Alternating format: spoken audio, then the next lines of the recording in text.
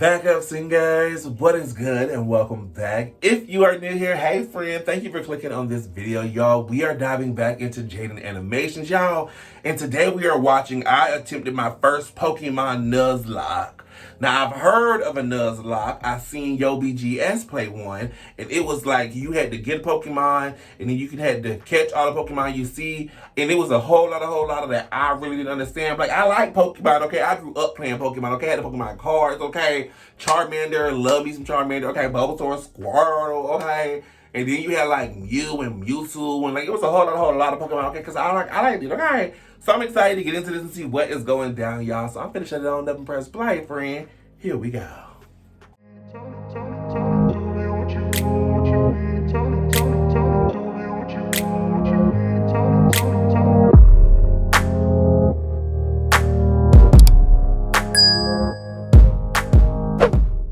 Alright, you guys, I got the video pulled up, and let's get into this Nuzlocke, honey. Here we go. Within the Pokemon community, there's a set of self-imposed rules you can add to the games to make them more challenging, called a Pokemon Nuzlocke. You can only catch the first Pokemon you run into per route. If a Pokemon faints, it dies, and you can't use it anymore. And you have to nickname your Pokemon to get more attached to them. That means if you aren't careful, you can technically lose a Pokemon game under those conditions. I've wanted to do a Nuzlocke for the longest time. I started a couple in the past, but never actually got to finish any because busy. But today's the day that all changes. I decided to make a video on my first full attempt at a Pokemon Ruby Nuzlocke. Let's see how it went. After breaking free from the back of the moving truck my mom stuffed me in and introducing myself to the neighbor Brendan, the kid that I always thought was a monkey said that he heard screaming up ahead. Professor Birch is getting mauled by a level 2 Poochyena, so I let his Torchic out and she scratches the crap out of it. He gifts me Torchic for rescuing him, and I name her Teriyaki, my first Pokemon. Walking up the route more, I run into Brendan, who challenges me to a battle, where Teriyaki proceeds to also scratch the crap out of his Mudkip. Good job, Teriyaki. You're 2 for 2. Doing great. Professor Birch gives me 5 Pokeballs, and the Nuzlocke has officially started. I walked back up to catch my first Pokemon and ran into a Zigzagoon. Alright, not the best, but I can work with this. You know, I think we're gonna have a really awesome adventure. Dude! So Teriyaki one-shotted Zigzagoon with a critical hit scratch, but whatever. Contain your murder a little bit, alright guys? Route 102 is right around the corner, and that's where I was able to catch Corn the Seedot. Look at us, couple of friends ready to take on the Hoenn region together. After watching the weird Kid Wally struggle to catch his first Pokemon, I continued on to Route 104 and found a little Tailo in the grass. Ooh. Aggressive and screams when hungry? Oh yeah, I know your name. In Pelican Forest, a Team Magma grunt jumps some random professor, so Ari and Teriyaki peck his eyes out. Period. Oh, hello, Shroomish. I'm gonna name you Onion. I make it to Restaurant while getting ready to take on Roxanne's gym. Teriyaki kills another Zigzagoon I was about to catch. What's your problem with Zigzagoons, dude? She don't like them. Alright, because she also ended up evolving. Onion was able to destroy Roxanne with ease, and we got our first gym badge. Exiting the gym, I catch a glance that Team Magma is up to no good again. Something about the scorching earth or something. And this old man exclaims that they stole his Pico. Oh no! Here's your dog. Also, you're coming with me. The mayor thanks me by turning me into his errand boy, and I arrive in Dewford to give a letter to Stephen. Alright, what do we got? I love this. This is literally the cutest thing ever. Like, oh my goodness. You know what? I ain't never seen like an animated Pokemon Nuzlocke before, so this is so fun. Ooh. Okay, chomps. After finding Steven, it was time to take on Brawly, the next gym leader. Ari's a stone-cold killer and easily earned MVP in that fight. Things are going well. 2 badges in, and the team is looking good. On my way to the next city, I caught a tentacle on the beach. Ooh. Squidward. And after beating Team Magma and Brendan again in Slateport, it was time again to get ready for the gym battle with Watson. But as I was fighting some trainers, Chomps the Mawile got electrocuted a bit too hard and was killed. Oh no! Jaiden, let's battle. I want to show you how strong I am. Okay, Ari, this is an electric gym. You're not allowed to fight in here, so you can just wait outside. Oh. While battling the gym trainers, Onion evolved into Breloom, and together with Teriyaki, they were able to get another victory. Now we were riding high. 3 gym badges in and no main casualties. With our massive confidence, we decided to take on the Win Straight Family's challenge of beating all their family members. I had Squidward out front to get him some experience, but we ran into some troubles with Grandma. Oh god, it's gonna do a high jump kick. We can take him out, but I need a clean switch first.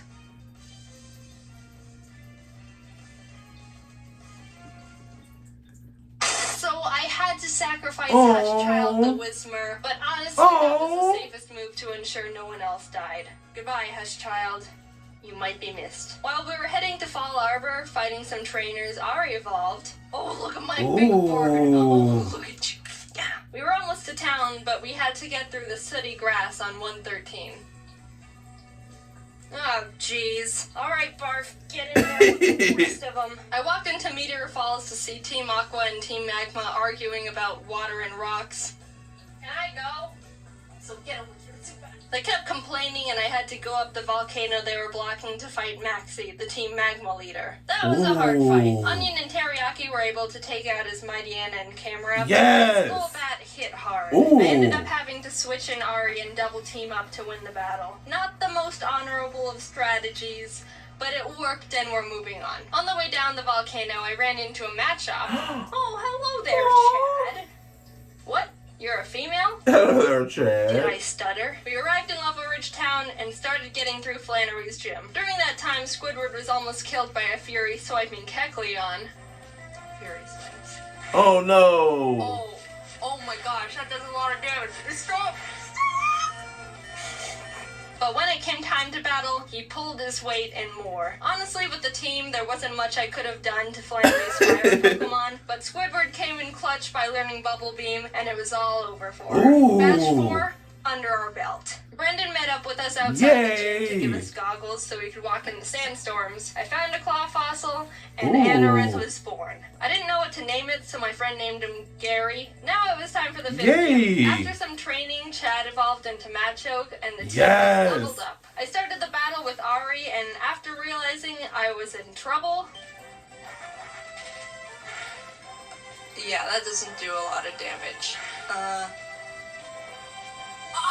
I managed to squeak by with more double teams. Ari was barely able to take out the first slacking. Oh my goodness! When the second, stronger one came out, I knew I had to use a different strategy. I brought out Onion to leech seed it and try and get more chip damage in, which worked, but he was also killed by Slacking's Facade, which Chad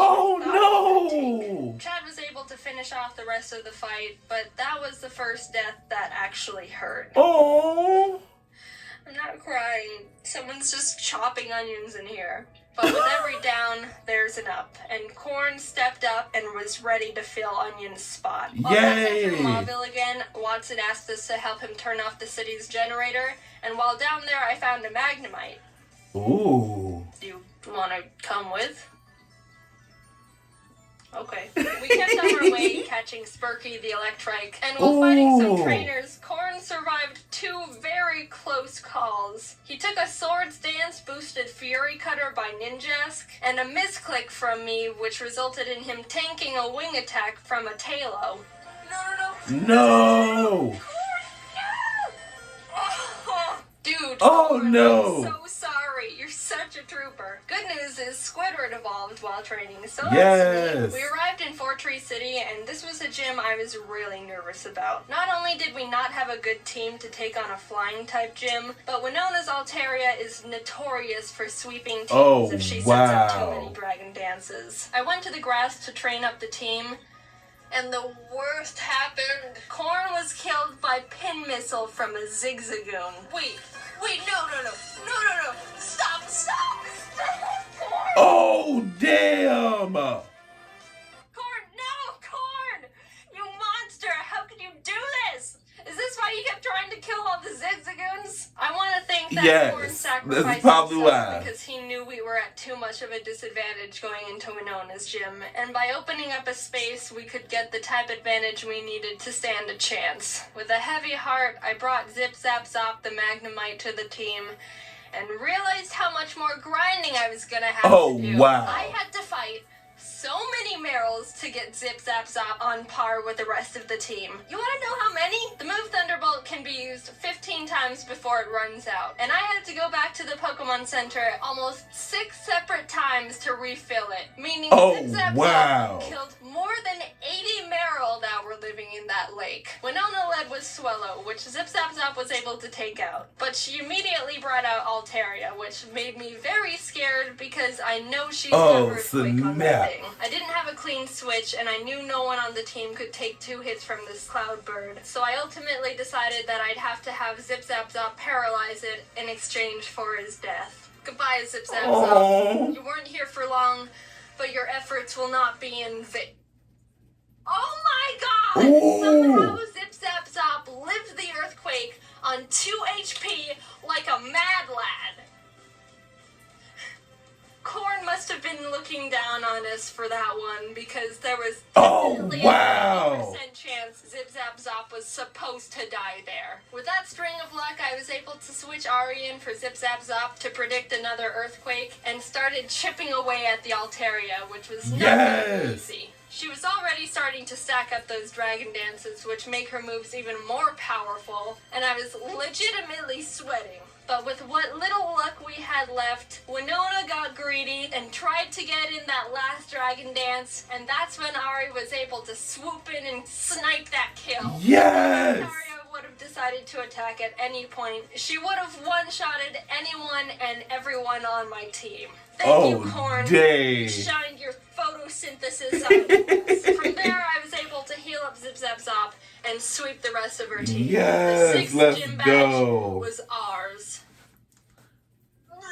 Outside the Safari Zone, I found a Duskull I was able to catch. I tried to have Gary on the team since resurrecting him from the dirt, but he honestly has like no moves that do damage, so I decided to replace him with Sin. We arrived in Lily Cove and I tried fishing on the beach for a Pokemon, but Chet punched the Whalmer I reeled up too hard and killed it. We stormed the base, and while trying to get the Master Ball they've got on the ground, an Electrode exploded and almost killed Chad, which was uncalled for. After beating their admin, they escaped into a submarine, and I went on to fight the next gym. Tate and Liza were the first double players, and I didn't realize until too late that I was just a tad under-leveled for them. Oh no.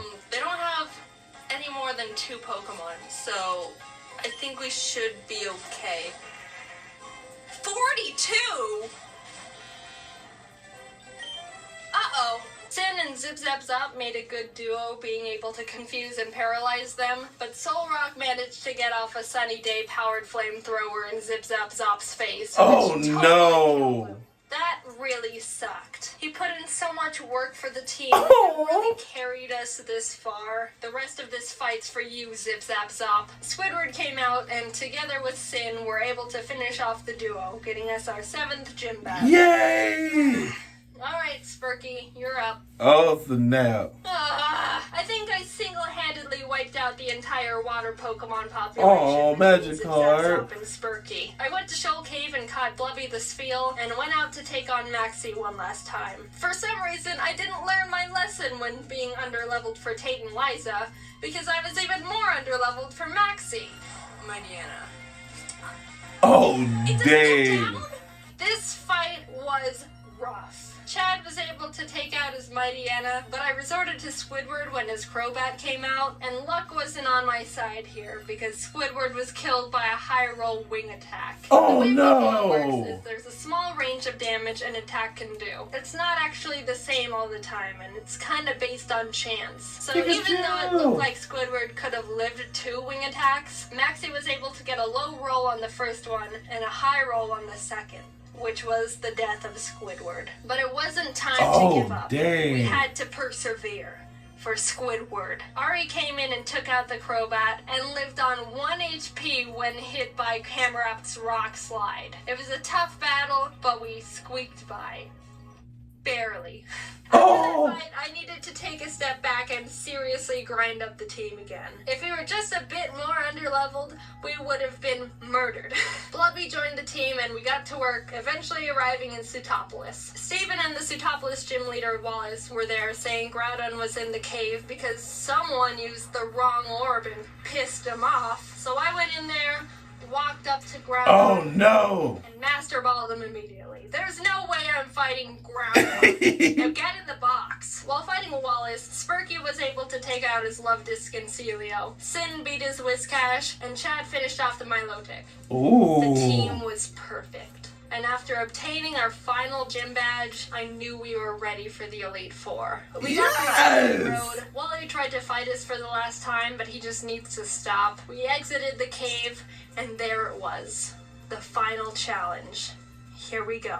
Sydney was up first, and honestly, he wasn't a challenge at all. Chad and Teriyaki were able to take care of his team with ease. Phoebe wasn't difficult either, with Sin and Blubby being MVPs. Glacio was a bit tougher. Teriyaki was able to take out her Glalies, and Spurky could handle her Celios, but her Walrein was the big problem. Walreins are thick, can tank a lot of hits, and can do a lot of damage. Yes. I would know, because I have one. I brought out Chad and she was able to get in a good amount of damage, but she was ultimately killed by Blizzard. Sin came out to try and confuse it, but it broke through the confusion and landed a Sheer Cold. Sheer Cold is a one-hit KO move. It has a 30% chance of hitting the target and will fail if the target Pokemon's level is higher than the user's. But even under all those conditions, it hit. And Sin was killed. No! 2 great team members. Down and out. Chad was with us for so long and pulled so much weight, and Sin got us through some really tough battles. Aww. Even with those losses, we were able to finish Glacia off and move on to the final Elite Four member. This is so interesting. Like, oh my goodness, I am here for this. Like, I feel like I'm watching an episode of Pokemon. Okay? Oh my goodness, better graphics now. You know, better graphics, but I'm here for it. Drake's got a tough team. Oh, but Lord. We've got a Blubby, and she wanted revenge for her fallen comrades. She ice beamed every single one of Drake's Pokemon. Just a straight up massacre. And with that, it was on to the last battle. Ooh. Steven Stone. I was legitimately nervous. I led with Spurky to take out his Skarmory as quick as possible, and Blubby was able to take out his Claydol and Aggron, but then came his Metagross. This might be the end. Metagross is Steven's strongest Pokemon. Oh no! So I needed to hinder it as much as I could before it started doing serious damage. I knew his Metagross had Earthquake, which would definitely take out most of my team. So I had to have Spurky Kamikaze to get a paralysis off. Blubby came out again, and after a lot of hard work, finally beat the Metagross by spamming Surf. Yay! He was able to finish his Cradily, and his final Pokemon was Armaldo. Gary's final revenge for getting booted from the team. I brought out Blubby because pretty weakened, and after realizing she gets two-shotted by him, I knew she was gonna have to die. So with a heavy heart, Blubby pulled off her last Surf, getting Armaldo in the red, and was killed. Teriyaki, the Pokemon who's been with us from the start, who's seen her friends die in front of her, the OG, refused to let any more murder happen.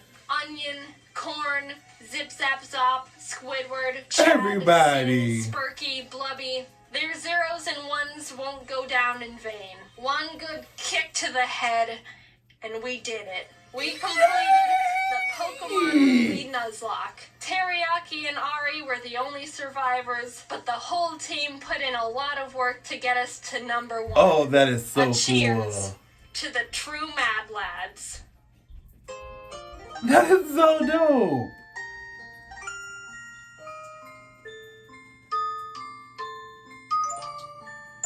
This is so insane.